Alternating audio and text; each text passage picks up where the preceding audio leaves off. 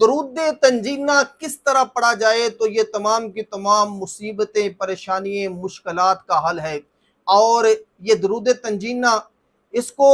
مولانا ذکریہ صاحب جو تبلیغی جماعت کے امام ہیں، اہل دیوبند کے امام ہیں، انہوں نے اپنی کتاب فضائل درود شریف میں اس کا واقعہ نقل کیا ہے۔ فرماتے ہیں کہ ایک جہاز ڈوب رہا تھا، تو اس جہاز میں ایک صالح آدمی تھا،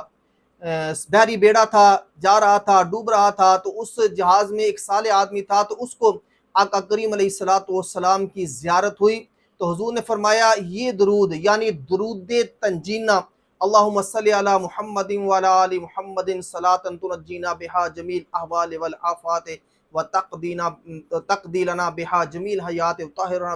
بہا جمیع السیئات وترفعنا بہا عندک اعلی الدرجات وتبلغنا بها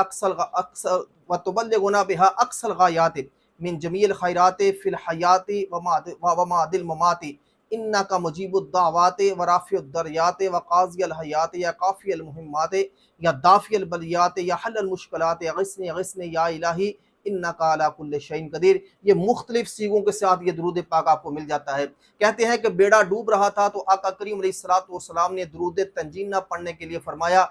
اس کو 1000 مرتبہ تک پڑھو۔ تو انہوں نے سارے بیڑے والوں کو اکٹھا کر دیا اور کہتے ہیں کہ یہ درود پاک جلدی سے پڑھنا شروع کر دو۔ تو کہتے ہیں کہ ابھی 300 مرتبہ تک پہنچے تھے تو اللہ پاک نے ہماری مشکل آسان کر دی، وہ بیڑا طوفان سے نکل گیا، غرق ہونے سے بچ گیا۔ تو یہ درود پاک بیڑوں کو بھی تار دیتا ہے، غرق ہونے والے بیڑوں کو تار دیتا ہے۔ جو انسان مصیبتوں پریشانیوں میں ڈوبا رہتا ہے وہ درود تنجینہ کو کم از کم 1000 مرتبہ اپنے گھر میں خود سارے گھر کے افراد بیٹھ جائیں تو اس کو پڑھنا شروع کر دے تو انشاءاللہ تعالی اللہ پاک اس کی برکت سے آپ کی ساری مشکلیں آسان فرما دے گا، ساری پریشانیاں دور فرما دے گا۔ جب بڑی سے بڑی بھی مشکل آ جائے نا تو اس کے لیے کیا کرنا ہے، درود پاک پڑھنا شروع کر دو، یہ درود تنجینہ پڑھنا شروع کر دو تو انشاءاللہ تعالی دیکھیں 1000 مرتبہ پہنچنے سے پہلے اللہ بڑی سے بڑی مشکل پریشانی دور فرما دے گا۔